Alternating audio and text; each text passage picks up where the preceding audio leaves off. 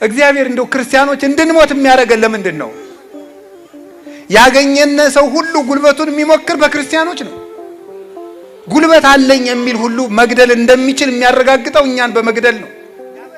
የክርስቲያኖችን እንኳን ትልልቆቹን ሕፃናትን አንቆ በመግደል ጀግንነት የሚመስላቸው ሰዎች ናቸው አሉ። የ2 ዓመት ሕፃን ሰምታችኋል? ሰሞኑን የታነቀ የ2 ዓመት ሕፃን ይታነቃል? ትልቅስ ቢሆን ይታነቃል? ነውር አይደለም እንዴ? እና እንደዚህ ከሆነ እግዚአብሔር ለምንድን ነው ዝም የሚለን? ለምንድን ነው እንድንሞት የሚያደርገው? ልንገራችሁ የእግዚአብሔር ቤተሰቦች፣ አልሆንለት ብሎ ነው? ለኛ ስለማያዝንልን ነው? ባያዝንስ ቢያንስ ለ2 ዓመቱ ሕፃን ያዝነው?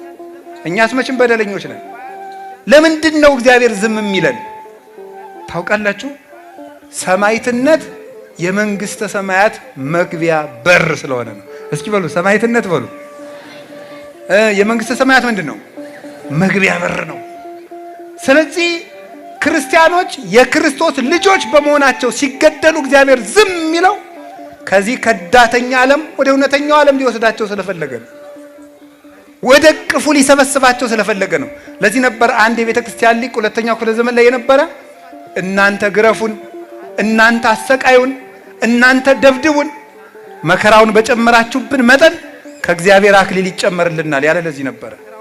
ክርስቲያኖች በተገፋን ቁጥር ለዚህ ነው የክርስቲያኖችን ደም ጨክኑና አብዝታችሁ እንደ ጎርፍ አፍስሱት ይፍሰስ፣ እነሆ ያ ደም ዘር ሆኖ ሌላ ክርስቲያን አብዝቶ ያበቅላል። የቅዱስ ጊዮርጊስ ደም ዘር ነበረ። ብቻውን ሲገርፉት ሙቶ ሲነሳ ተመልጥ ምን ያለ እያበራ ቦግ ሲል ፊቱ የዛን ጊዜ የንጉሱ ሰራዊት በሙሉ እኛም በዚህ ሰው አምላክ አምነናል ይላል። የሰማዕታት ደም ዘር ነው፣ አፍስሱትና ሌላ ክርስቲያን ያበቅላል ያለ ለዚህ ነበር። የመንግስተ ሰማያት መግቢያ በር ነው። ታውቃላችሁ? የግብጽ ኦርቶዶክስ ተዋሕዶ ቤተክርስቲያን የዘመን ለመለወጫ የምታደርገው ዓመተ ሰማዕታትን ነው። አዲስ ዓመቷን የምትጀምረው ሰማዕታት ብዙ ክርስቲያኖች የተገደሉበትን ዓመት ነው።